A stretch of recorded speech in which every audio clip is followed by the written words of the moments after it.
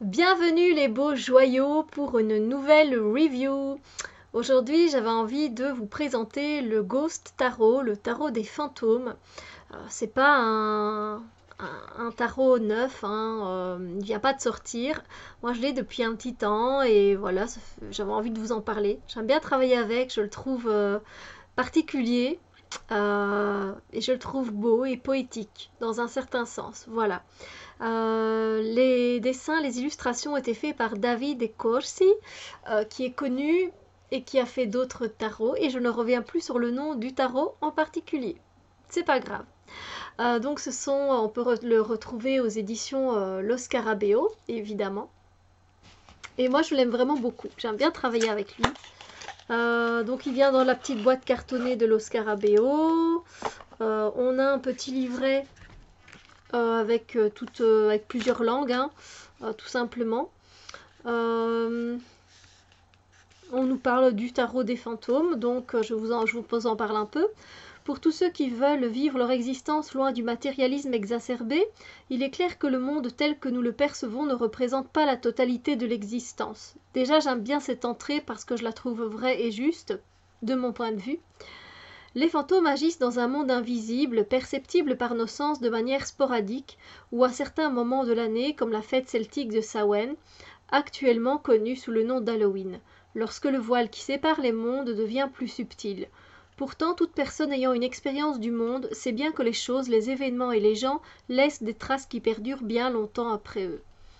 Dans un sens, les fantômes peuvent être considérés comme la mémoire du monde, l'expression d'émotions, de désirs, de parcours inachevés et de potentiels interrompus. Personne ne sait s'il s'agit d'entités, de résidus d'énergie ou de projections psychologiques des vivants et de l'inconscient collectif. Mais peu importe. Ce qui compte, c'est le reflet des fantômes dans notre vie, dans nos choix et nos expériences. Pour cette raison, ils sont représentés dans les arcanes du tarot comme un symbole de la relation entre le passé et le présent, et de la façon dont l'avenir vivra le moment éphémère que nous appelons l'heure. Si vous le pouvez, approchez-vous de ce tarot avec légèreté mais guidé par les émotions. Si vous acceptez les images de ces cartes et que vous entrez en empathie avec elles, vous parviendrez à pénétrer le monde de l'invisible. Il vous éclairera et vous en tirerez une grande sagesse. Et je trouve qu'il est vraiment bien fait. Par contre, en ce qui concerne le petit tirage qu'il donne, bon, rien de particulier, j'ai envie de dire. Donc on a ce petit livret. Et puis donc les cartes, le format standard des cartes Lo Scarabeo. Moi j'aime bien parce qu'on sait bien les prendre en main en fait. Elles glissent très bien, font bien leur job. J'adore l'odeur qu'elles ont. J'adore ce... Il y en a qui détestent et moi j'aime bien. La tranche n'est pas colorée, comme vous pouvez vous en apercevoir. Et le dos des cartes, c'est celui-ci. Voilà. Eh bien c'est parti, qu'est-ce que vous en dites? Je vais quand même mettre mes lunettes. Alors, comme il y a beaucoup de luminosité, j'espère que néanmoins vous apercevrez bien les illustrations et que le focus se fera bien. Moi, je trouve qu'il est impressionnant, ce tarot, mais pas impressionnant dans le mauvais sens du terme. Hein. Ça veut pas dire qu'il fait peur. Moi, je trouve pas. Je trouve qu'il est empreint d'une certaine sagesse, il y a une certaine poésie dans tout ça. On peut travailler pas mal de choses au niveau des émotions, hein, ça c'est sûr et certain. Et puis aussi des blessures passées, hein, parce que les fantômes du passé, comme on dit, ben, ce sont souvent des expériences du passé que l'on a vécues. Et voilà, ces expériences nous ont affectés d'une manière ou d'une autre. Et je pense que travailler avec ce tarot-ci c'est très très intéressant. Voilà. Ça va vraiment nous mettre le doigt sur les problèmes, des choses peut-être qu'on n'arrive pas à lâcher. Voilà, une situation qu'on n'arrive pas à achever. Ou ce qui vient nous hanter, nos peurs. Donc voilà, je le trouve très intéressant. Il y a des cartes que je préfère. Mais il n'y en a pas vraiment que j'aime moins, oui peut-être, mais il n'y en a pas que je déteste, quoi.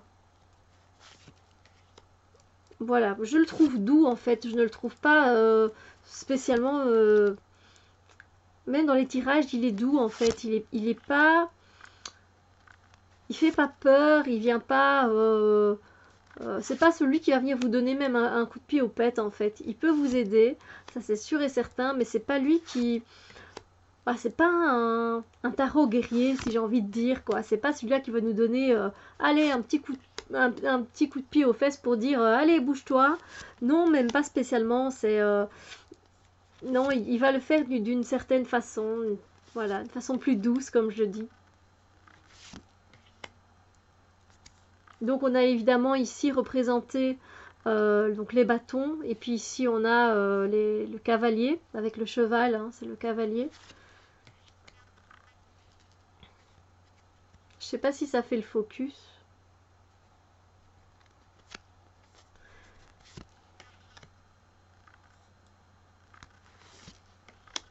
Voilà, il suit le Rider-Waite.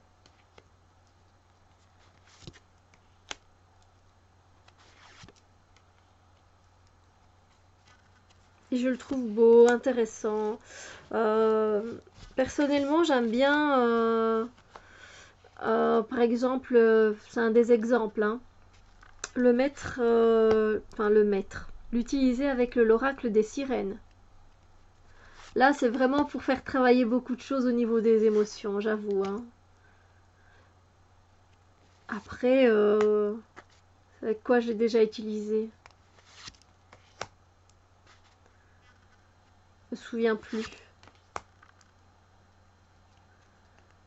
Mais avec l'oracle des sirènes, c'est clair que là, vous allez faire un travail en profondeur. Si vous avez envie de faire un travail un peu plus émotionnel pour guérir certaines blessures, voir où sont vos peurs, vos fantômes à vous, l'oracle des sirènes et celui-là, ça match bien. Voilà. Ça, je vous donne une petite idée si vous en avez envie. Et vous, si vous l'avez, ben, dites-moi ce que vous pensez évidemment de ce tarot, comment vous travaillez avec quel autre jeu vous aimez combiner ce tarot. C'est pas un tarot que je vois très souvent, en tout cas sur les chaînes des copinettes ou quoi. Je les vois pas spécialement faire des tirages avec.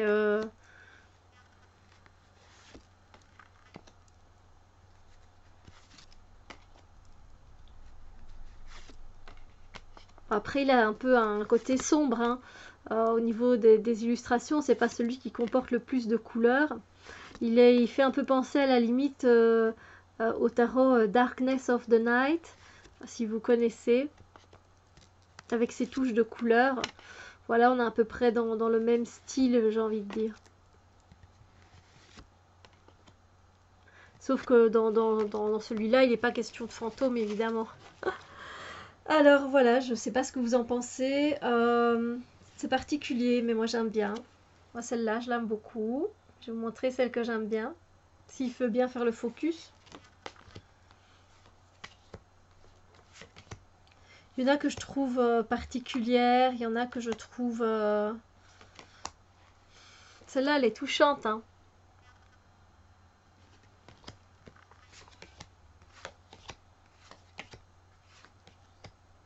Oh, celle-là, elle est profonde.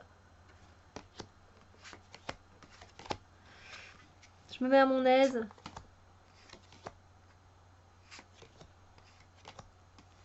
C'est trop mignon. J'adore. Ça me fait penser au film Casper. Je sais pas si vous voyez le film Casper. Oh, celle-là aussi, qu'est-ce qu'elle est belle. Ouais, je trouve qu'il y a beaucoup de beauté, beaucoup de charme, beaucoup de douceur, d'une certaine tendresse en fait dans ce deck. Celle-là, je l'adore. C'est ma préférée. Ma préférée. Je ressens quelque chose de qui vient me toucher mon cœur, qui libère, qui... Oh, c'est vraiment, j'adore. Et j'aime beaucoup la faucheuse. Je la trouve vraiment très bien faite. Après, David et Koch, si moi j'aime beaucoup. Mais je sais plus quel est l'autre tarot. Si vous revenez dessus, peut-être que je reviendrai dessus, hein, mais bon. Il y en a qui sont quand même vachement tristes, hein. Celle-là, elle est triste.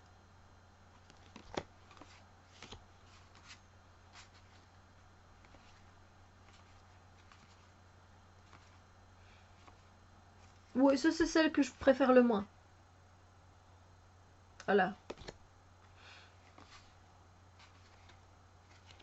Celle-là, je l'aime bien. Parce qu'elle représente beaucoup de choses.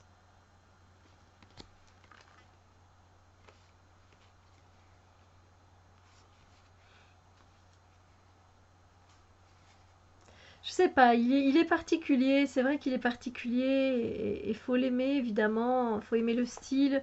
Faut aimer l'énergie qu'il dégage. Euh, je sais pas, néanmoins, je le trouve très bien fait. Celui avec la lune, il valait pas mal aussi la carte de la lune. Celle-là aussi, elle est pas top.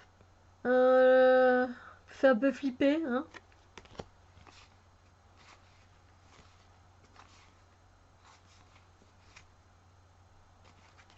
J'aime beaucoup celle de la force.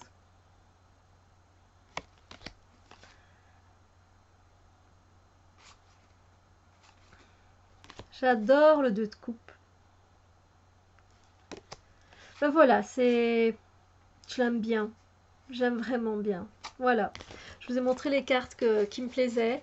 Donc voilà, n'hésitez pas à partager votre avis sur ce deck, sur ce jeu. N'hésitez pas à dire comment vous travaillez avec, ce qui vous plaît dans ce jeu, pourquoi, pour quel tirage spécialement vous l'utilisez, avec quel autre jeu. Bah, je suis preneuse. Moi, toutes ces infos, enfin, je vous écoute. Donc voilà. Il est très intéressant en tout cas. Voilà. Sur ce, je vous souhaite une très très belle journée. Prenez soin de vous. Je vous fais plein de bisous lumière. On se retrouve très bientôt pour d'autres vidéos. À bientôt. Bisous lumière.